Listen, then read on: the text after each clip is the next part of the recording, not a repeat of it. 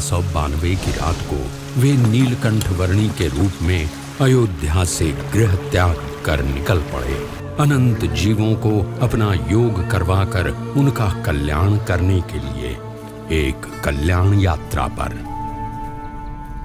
अमरपुर, नैमिषारण्य, बरेली, नारदवन, हरिद्वार, श्रीपुर, गौरीकुंड आदि स्थानों से होते हुए उन्होंने केदारनाथ की यात्रा की।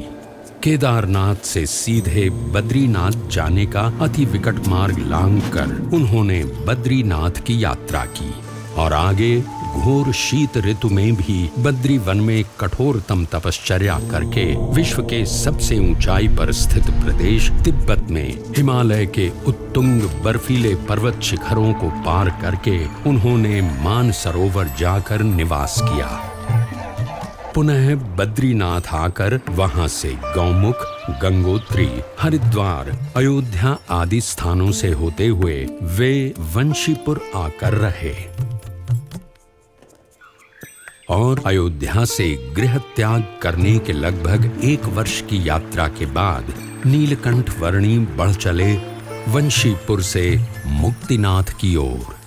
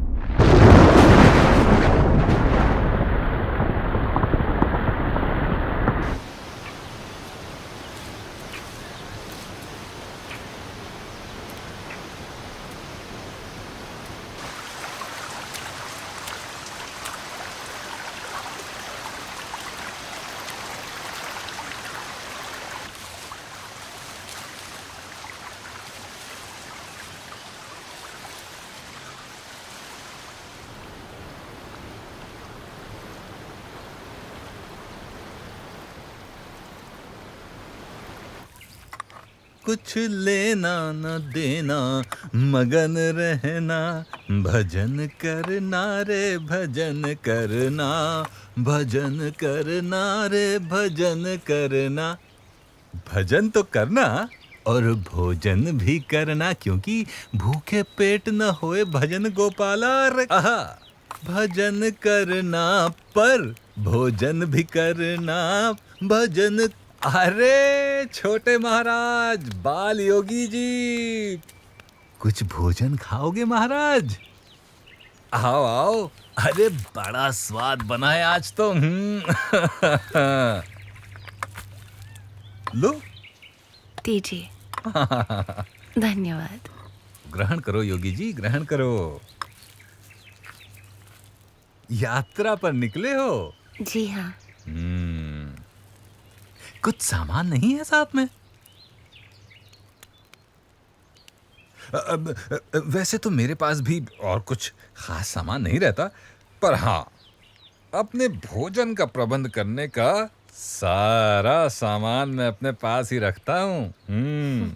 वो क्या है कि मुझे भाई भोजन हमेशा बढ़िया चाहिए, एकदम स्वाद।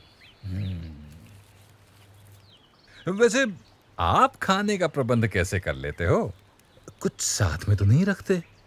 कुछ ये खाने लायक तो नहीं दिख रहा आपके पास, कमंडल वगैरह के अलावा? सामान की क्या आवश्यकता है? बस इस शरीर को जीवित रखा जा सके उतना प्रबंध हो जाता है और वही पर्याप्त है।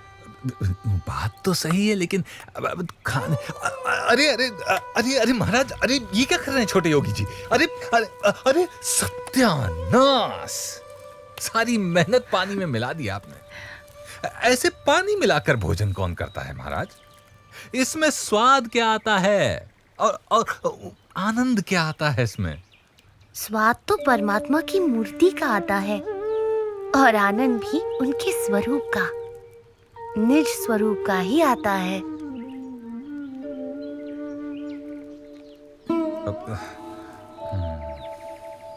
पर इतना स्वादिष्ट भोजन जो बनाया था, हैं, उसका क्या है? योगी के लिए परमात्मा की भक्ति ही भोजन है और परमात्मा की मूर्ति का सुख ही उसका स्वाद है।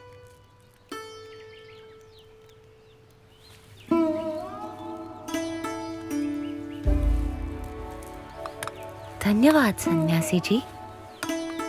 बाली होगी, धन्यवाद तो मुझे आपका करना चाहिए कि आपने मुझे इस स्वाद लोलुपता से अवगत कराया महाराज, और निस्वाद होने की सीख दी। कुछ लेना न देना, मगन रहना, और भोजन नहीं, अब भजन ही करना। भजन करना रे भजन करना।